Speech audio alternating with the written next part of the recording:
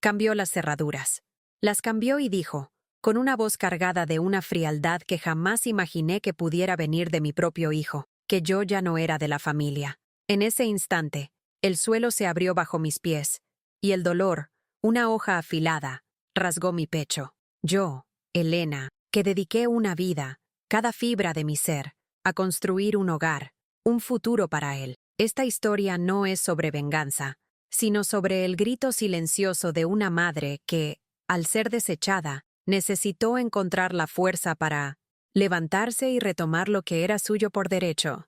Prepárate para un viaje de profundo dolor, giros inesperados y una lección sobre el verdadero valor de una familia. Dale me gusta a este video, comenta tu opinión y suscríbete al canal para no perderte las próximas historias que tocan el alma.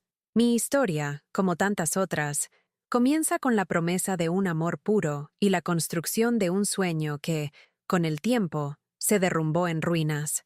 Yo, Elena, nací en un pequeño pueblo en el interior de Minas Gerais, donde el olor a café recién colado flotaba en el aire y las conversaciones se extendían en los porches bajo el sol de la tarde. Mis padres, humildes labradores, me enseñaron el valor del trabajo duro y la importancia de sembrar para cosechar. No teníamos mucho, pero teníamos dignidad y el calor de una familia unida. Guardo en mi memoria el sonido de la viola de mi padre en las noches de luna y la voz suave de mi madre cantando nanas mientras remendaba nuestra ropa gastada. Me casé joven, con Miguel, un hombre bueno y trabajador, con quien compartí sueños y la dura realidad de la vida. Juntos, vinimos a la gran ciudad en busca de oportunidades. Fueron años de sudor y privaciones. Miguel trabajaba en la construcción y yo, como costurera en una pequeña fábrica. Nuestras manos callosas se encontraban al final del día, exhaustas, pero siempre con la esperanza de un futuro mejor. La mayor alegría de nuestras vidas llegó con el nacimiento de nuestro único hijo, André. Recuerdo ese día, como si fuera hoy, su fuerte llanto llenando el silencio de la maternidad, sus pequeños ojos abriéndose al mundo. En ese momento, todo el cansancio, todas las dificultades parecieron desaparecer. André era nuestra joya, la razón de todo nuestro esfuerzo. Siempre fui una madre dedicada, quizás demasiado, lo reconozco hoy. Mi tiempo era para André. Cada centavo que sobraba, cada hora libre, era invertida en él. Quería que él tuviera todo lo que yo no tuve: estudios, comodidad, oportunidades. Sacrifiqué mi juventud, mis pequeños placeres, para que él pudiera crecer sin las mismas penurias que yo había conocido. Recuerdo pasar noches en vela cosiendo para otros, con la luz de la lámpara encendida, mientras André dormía tranquilamente en la habitación de al lado. El zumbido de la máquina de coser era la banda sonora de mi esperanza, y lo hacía con el corazón ligero, porque creía que estaba construyendo una base sólida para su futuro. Cuando Miguel enfermó, la vida nos dio un golpe duro. Él siempre fue el pilar de nuestra casa, y verlo languidecer, perder la fuerza, fue devastador. Los costos de médicos y medicinas eran exorbitantes. Me desdoblé, trabajando incansablemente, vendiendo algunas de las pocas joyas familiares que poseía para pagar los tratamientos. André, en ese momento un joven prometedor, estaba comenzando la carrera de arquitectura. Era inteligente, talentoso, y mi mayor deseo era que concluyera sus estudios sin interrupciones. Miguel, en su lecho de dolor, me hizo prometer que jamás abandonaría a André, que siempre lo apoyaría en sus sueños. Y yo prometí, con la voz entrecortada y los ojos llorosos, juré que honraría su último deseo. La partida de Miguel dejó un vacío inmenso. La casa parecía demasiado silenciosa, demasiado fría, pero la promesa que le hice a él y a André me impulsaba. André me necesitaba más que nunca. El dolor del luto se mezcló con la determinación de proveer. Me convertí en el único sustento de la casa, y mi enfoque se volcó completamente en asegurar que André tuviera lo mejor. Se graduó con honores, y sentía un orgullo que no me cabía en el pecho. Era como si el alma de Miguel estuviera allí, aplaudiendo con nosotros. El tiempo pasó, y André conoció a Patricia. Ella era hermosa, ambiciosa, y al principio, parecía una buena chica. Al principio, Su relación estaba rodeada de cariño, y yo me sentía feliz de verlo construir su propia vida. Patricia era hija de una familia con más posesiones que la nuestra, y quizás por eso, ella siempre tuvo ciertas expectativas que André, con su formación reciente, aún no podía satisfacer por completo. Yo veía en sus ojos una impaciencia velada, un deseo de una vida que él, por ahora, no podía ofrecer. Fue entonces cuando surgió la idea de la casa propia. André y Patricia soñaban con un lugar para ellos, un hogar para comenzar la familia que planeaban tener. André vino a mí con los ojos brillantes, explicando los planes, las cuotas, las dificultades. Él sabía que yo había juntado una buena cantidad de dinero a lo largo de los años, una parte significativa de la pensión de Miguel y de mis ahorros. Dudé por un momento. Ese dinero representaba mi seguridad, mi futuro, el fruto de una vida de sacrificios. Pero entonces, miré a André, mi único hijo, el niño que crié con tanto amor, y la promesa a Miguel resonó en mi mente. Lo ayudé a dar el enganche, una suma sustancial que prácticamente agotó mis ahorros. No fue un préstamo formal, sino un apoyo, un regalo que hice, con el corazón abierto. Después de todo, era para mi hijo, para la familia que él estaba comenzando. La casa era hermosa, espaciosa, en un buen barrio. Se mudaron, y sentí una punzada de soledad, pero también de realización. André estaba feliz, Patricia también. Los visitaba con frecuencia, les llevaba pasteles, ayudaba en la organización. Con el tiempo, percibí un cambio sutil en el comportamiento de Patricia. Comenzó a tratarme con cierta distancia, un tono de voz que no me parecía amigable. Las visitas se fueron haciendo menos frecuentes, las excusas para no recibirme, más elaboradas. André, por su parte, parecía cada vez más involucrado en el trabajo y menos presente en mi vida. Lo atribuía a la prisa, a la vida de casado, a las responsabilidades. Pero en el fondo, una pequeña herida comenzaba a abrirse. Sentía que mi lugar, antes tan seguro junto a mi hijo, estaba siendo sutilmente ocupado. La casa, esa misma casa que yo ayudé a conseguir, se convirtió en el escenario de esta creciente distancia. Todavía recordaba cada detalle de la hipoteca, cómo mis ahorros se habían desvanecido para que ellos tuvieran ese hogar. La hipoteca, un peso invisible que ellos cargaban, era algo que yo conocía bien, pues parte de ella, el núcleo del enganche, vino de mi sudor.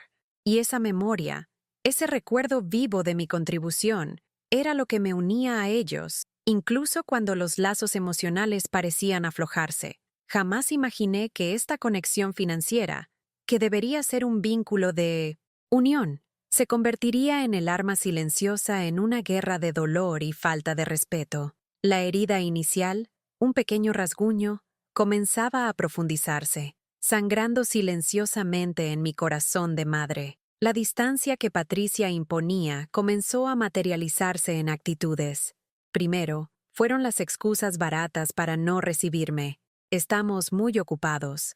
Tenemos un compromiso. La casa está hecha un desastre. Luego, las llamadas se volvieron más raras, y los mensajes, cortos y evasivos.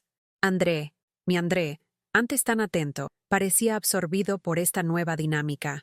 Cuando intentaba hablar con él, se evadía. Decía que yo estaba imaginando cosas, o que Patricia era simplemente tímida. El dolor de ser apartada de mi hijo, de aquel a quien crié y a quien dediqué mi vida, era desgarrador. Me sentía como una rama seca, a punto de ser partida y desechada. Los almuerzos de domingo, que antes eran sagrados, se convirtieron en una rareza. Preparaba mis mejores recetas, pasteles, panes de queso, con la esperanza de que la comida pudiera ser un puente para reanudar los lazos. Pero muchas veces no venían, o cuando venían, Patricia mostraba una incomodidad visible, mirando el reloj cada 5 minutos, haciendo bromas sobre el tamaño de mi casa o la simplicidad de mis muebles. André reía, una risa forzada, sin defenderme, sin siquiera percibir la crueldad silenciosa que se estaba infligiendo a su propia madre. Eso me hería más que cualquier palabra. Era como si él, mi hijo, estuviera de acuerdo con el desprecio de ella. La soledad comenzó a abrazarme con más fuerza. Pasaba las tardes en mi pequeña sala, con la televisión encendida en programas aleatorios, solo para llenar el silencio abrumador.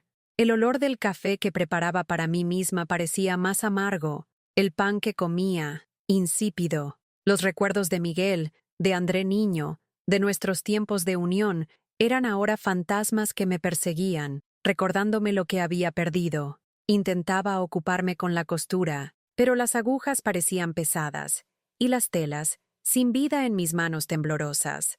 El colmo del abandono llegó en mi cumpleaños.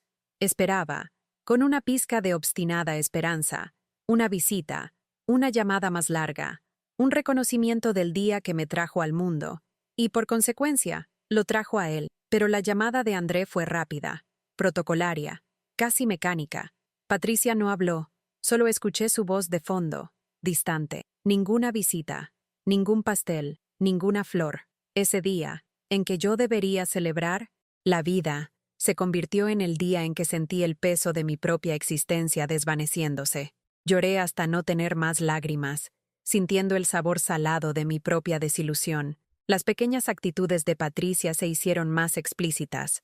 Comenzó a insinuar la necesidad de que André creciera y tomara sus propias decisiones, refiriéndose implícitamente a mi influencia sobre él. Yo escuchaba en silencio, con la dignidad que aún me quedaba, pero cada palabra era una puñalada.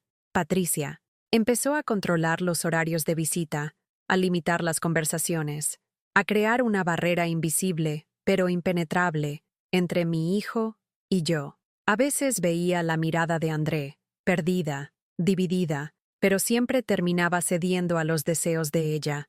Era como si Patricia fuera la tejedora de una intrincada telaraña, y André, la mosca que, sin darse cuenta, estaba siendo irremediablemente atrapada. En uno de mis últimos intentos de acercarme, decidí ir a su casa sin avisar. Solo quería llevar un dulce que tanto le gustaba a André, una excusa para verlo, para sentir el calor de mi hijo. Toqué el timbre, y tardó hasta que Patricia apareció, con una expresión de sorpresa que rápidamente se transformó en irritación. Antes de que pudiera siquiera abrir la boca, André apareció detrás de ella, con una expresión de incomodidad. Patricia me miró de arriba a abajo, y entonces soltó la frase que me marcó para siempre. Elena, creemos que es mejor que no vengas más sin avisar. Necesitamos nuestra privacidad. Y, para ser sincera, ya no formas parte de nuestro día a día, de nuestra familia. Las palabras de ella me golpearon como un rayo. Ya no formas parte de nuestra familia. La frase resonaba en mi mente, mientras sentía que la sangre se me helaba en las venas. André estaba allí, parado, sin reaccionar, con la mirada desviada. Fue en ese momento cuando me di cuenta, con una claridad dolorosa, de la cruda verdad. Mi hijo me había abandonado. Había permitido que la mujer que eligió me apartara, me borrara de su vida, me considerara una extraña. Esas palabras, ya no formas parte de nuestra familia, martilleaban en mi cabeza mientras caminaba de regreso a casa, mis pasos pesados, mi corazón hecho pedazos. Lo había dado todo, mis ahorros, mi tiempo, mi amor. Había sacrificado mi propio futuro para asegurar el de ellos, para que tuvieran esa casa, esa comodidad. Y ahora, en esa misma casa que yo ayudé a mantener, me habían declarado una intrusa. La ironía era cruel, el dolor, insoportable. Las imágenes de mi pasado con André, las promesas a Miguel, todo se mezclaba en un torbellino de dolor e incredulidad. Me sentía invisible, irrelevante, una sombra que un día había sido una madre dedicada. El dolor del abandono se consolidaba, transformándose en una herida abierta que no parecía cicatrizar. Y en el silencio de mi casa vacía, comencé a cuestionarlo todo, mi valor, mis elecciones, lo que quedaba de mí después de haber dado tanto y recibido, a cambio, solo desprecio. Los días que siguieron a esa humillación fueron los más oscuros de mi vida. Vagaba por la casa como un alma perdida, los pensamientos revueltos, el corazón pesado de amargura. Cada rincón me recordaba a André, a las risas de niño, a los abrazos apretados.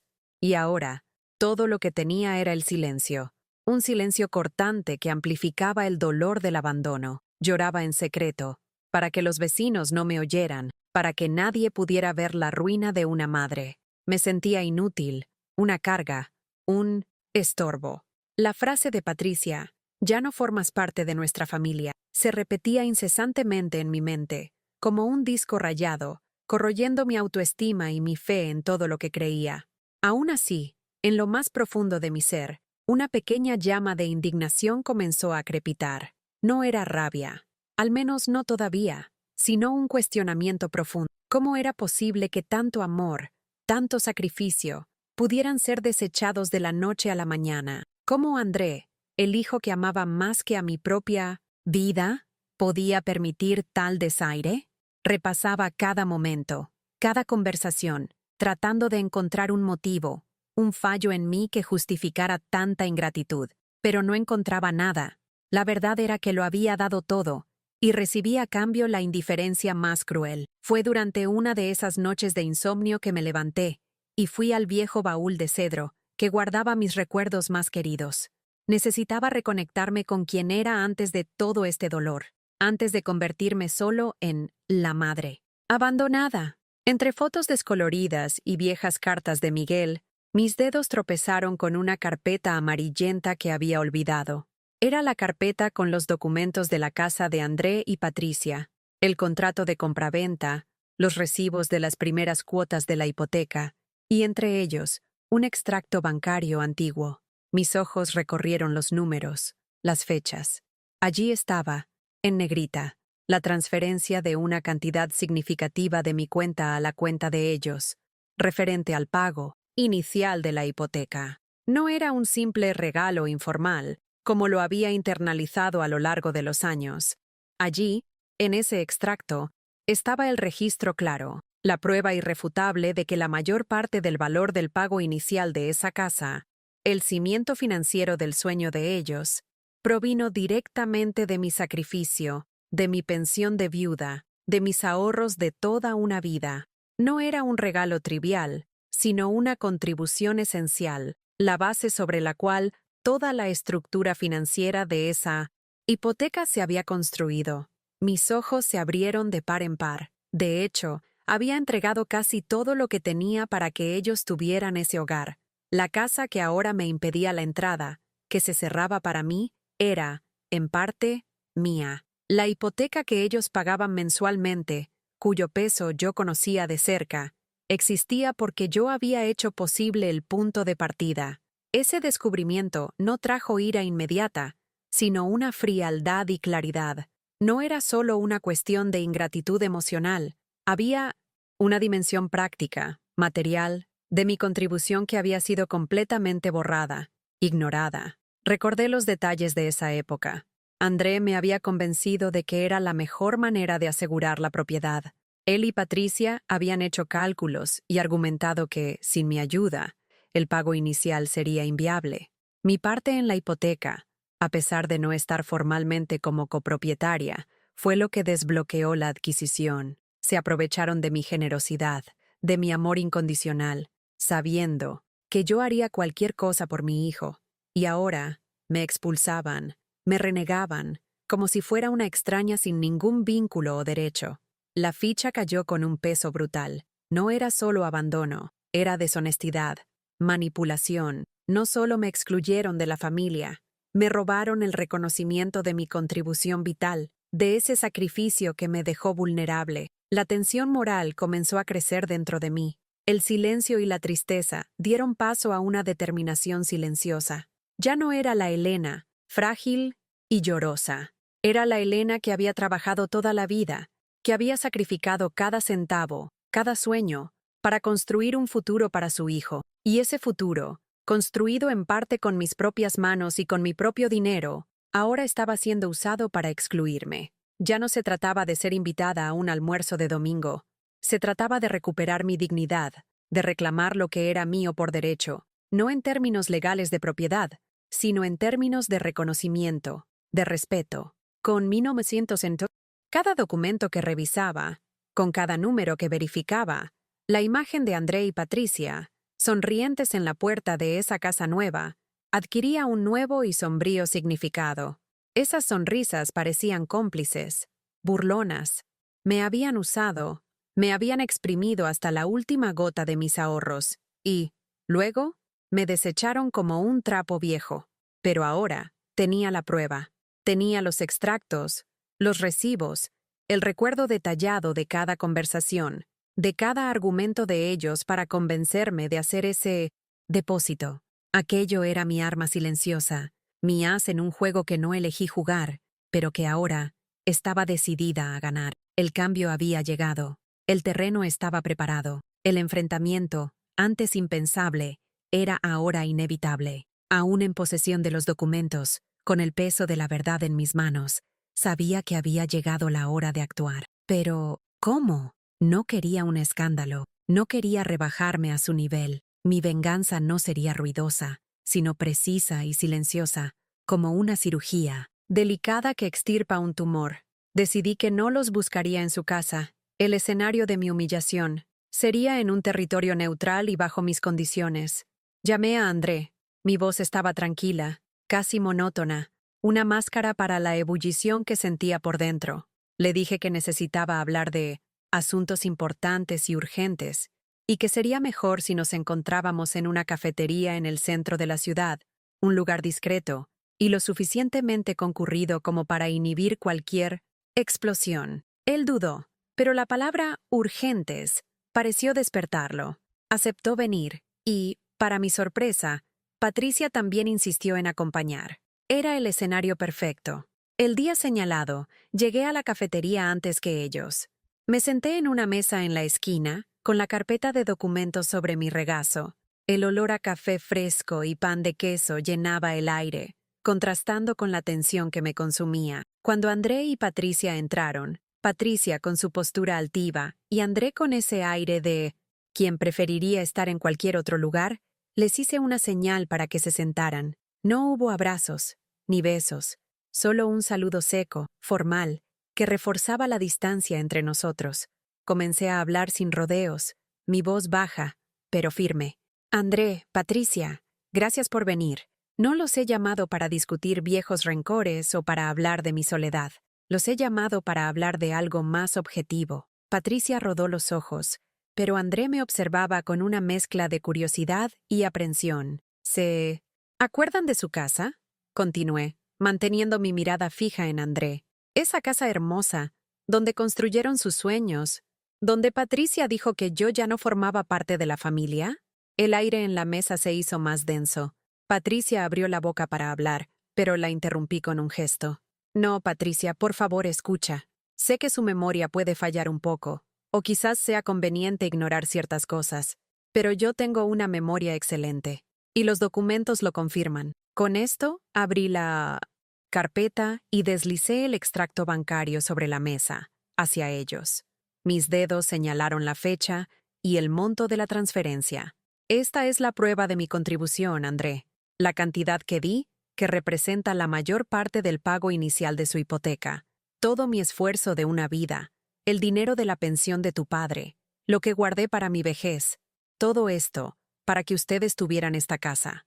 André tomó el extracto. Sus manos temblaban ligeramente. Patricia miró por encima del hombro de 1900 él, y pude ver cómo el color se le iba de la cara. El silencio que siguió fue ensordecedor, roto solo por el murmullo de la cafetería a nuestro alrededor.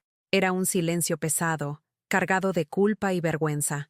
André intentó hablar, balbuceó algo sobre ayuda, pero no lo dejé. No, André, no fue una ayuda casual, fue la base. Sin ese dinero, ustedes ni siquiera habrían conseguido la aprobación de la hipoteca en esas condiciones.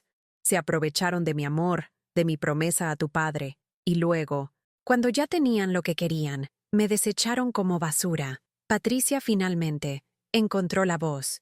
Su expresión una mezcla de rabia y desesperación. ¿De qué estás hablando, Elena? Esto es chantaje.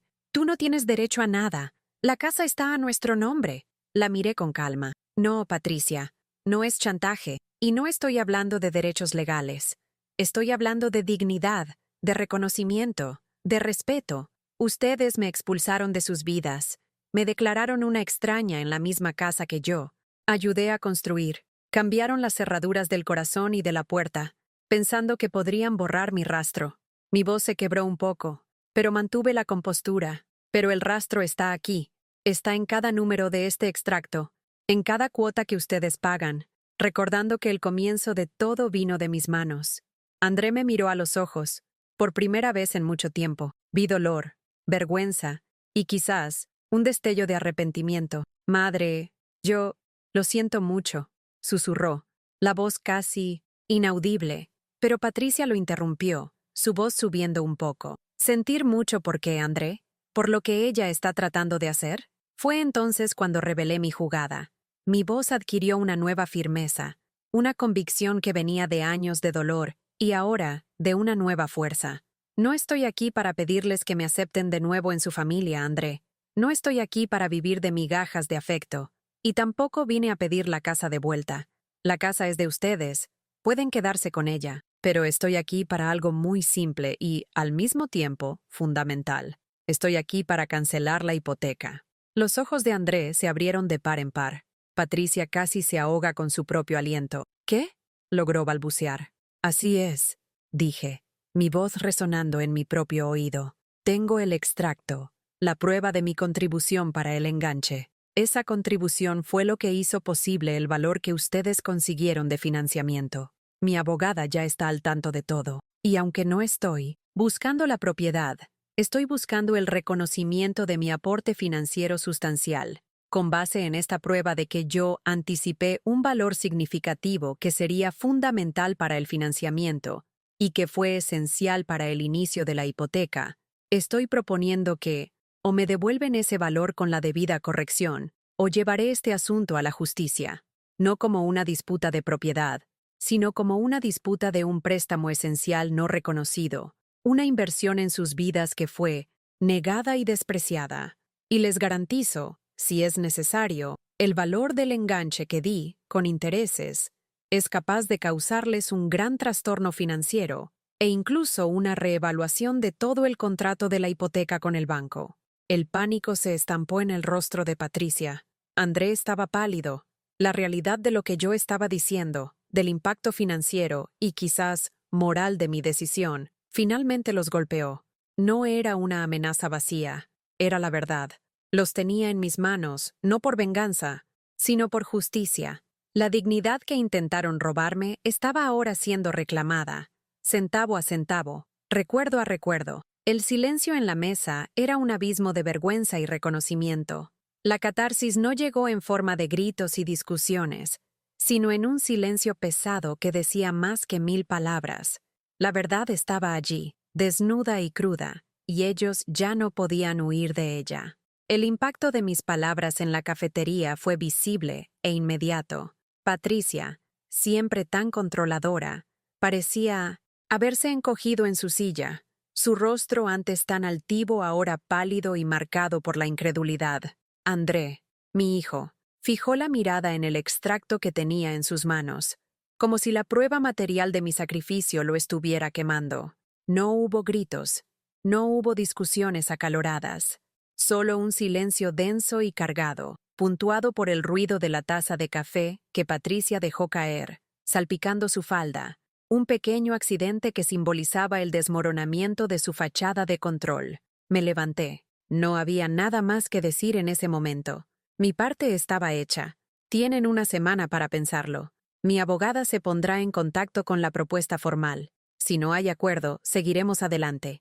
Y recuerden, no se trata de dinero para mí. Se trata de una deuda de reconocimiento, de respeto. Con esas palabras, dejé la carpeta sobre la mesa, di media vuelta y salí de la cafetería. El aire fresco de la calle me pareció más ligero, más puro. Una sensación de alivio, mezclada con tristeza, me invadió. No me sentía vengada, sino liberada. Los días que siguieron fueron de espera, pero una espera diferente. No la espera ansiosa de antes, sino la de quien ha sembrado y ahora aguardaba la cosecha. Mi abogada, la doctora Silvia, una mujer fuerte y competente, se encargó de todo el proceso con la discreción y la firmeza que yo esperaba. La propuesta formal fue enviada, o el reembolso corregido de mi parte en el pago inicial de la hipoteca, o el proceso judicial para el reconocimiento de la contribución financiera lo que podría, de hecho, sacudir la estructura de su financiación. 5 días después, sonó mi teléfono. Era André. Su voz estaba entrecortada, diferente del tono frío y distante al que me había acostumbrado. Me pidió que nos encontráramos de nuevo, a solas. Dudé, pero sentí que era necesario. Quedamos en un parque cerca de mi casa, un lugar donde solía llevarlo cuando era niño. Llegó. Sus ojos estaban rojos, hinchados. «Madre», comenzó, y su voz se quebró. «Madre, perdóname. No recordaba todo lo que hiciste. Patricia, ella siempre lo minimizaba. Decía que era una pequeña ayudita. Fui un tonto. Fui débil. Dejé que ella me manipulara, me alejara de ti». Sus palabras eran un río de arrepentimiento. Y yo escuchaba, en silencio, sintiendo un nudo en la garganta. Continuó, confesando la presión de Patricia para que se distanciaran, su vergüenza al admitir la dependencia financiera y la culpa por haber cedido. «Vamos a pagar lo que te debemos». «Madre, Patricia está furiosa, pero no hay forma de negar los documentos. Y ya no quiero vivir con esta mentira, con esta deuda contigo». Ese momento fue mi verdadera redención, no el dinero, no la victoria legal, sino su reconocimiento, la mirada sincera de arrepentimiento en el rostro de mi hijo. No lo abracé, no lo reprendí, solo respiré hondo y dije: «André, la deuda mayor no era financiera, era de alma, de respeto, de reconocimiento. Solo quería que recordaras quién soy, lo que sacrifiqué». No es fácil para una madre ser borrada de la vida de su propio hijo. Decidí, ese día, que el camino no sería el de la restitución financiera total, sino el de una reconciliación, aunque parcial. Renuncié a una parte del valor corregido, haciendo un acuerdo que les permitiera pagar sin comprometer totalmente lo que habían construido, con la condición de que el reconocimiento de mi contribución fuera formalizado en un documento y que los lazos, aunque tenues, fueran reanudados. Hoy, la hipoteca de la casa de André y Patricia continúa, pero la sombra que la acechaba, la de mi sacrificio no reconocido, fue eliminada. Pagaron el valor acordado. Las visitas no son tan frecuentes como antes, y la relación con Patricia sigue siendo distante, pero ya no hay hostilidad. André me llama, me visita, y percibo un esfuerzo genuino de su parte para reconstruir un puente que él mismo ayudó a derribar. Esa cafetería, con su aroma familiar y la luz dorada del atardecer que entraba por la ventana, se convirtió en un símbolo, un recordatorio de que, incluso en las mayores oscuridades, la verdad siempre encuentra un camino hacia la luz. La lección de vida que saco de todo esto es que el amor incondicional de una madre puede ser malinterpretado, puede ser explotado, pero jamás debe ser motivo para el abandono de sí misma. Es necesario sembrar para cosechar, pero también hay que saber cuándo exigir el reconocimiento de la propia siembra, no para herir, sino para sanar, para reafirmar que la dignidad no tiene precio y que, al final, el mayor tesoro que podemos tener es nuestro propio valor, inquebrantable, incluso ante las mayores traiciones. Yo, Elena, sigo adelante, con las cicatrices del dolor, pero con el alma ligera, sabiendo que, aunque las cerraduras hayan sido cambiadas, la llave de mi propia libertad siempre estuvo en mis manos. Si esta historia te tocó el corazón, deja tu comentario abajo. Compártela con alguien que necesite escuchar un mensaje de fuerza y superación. Dale me gusta a este video y suscríbete al canal para más historias que inspiran y emocionan.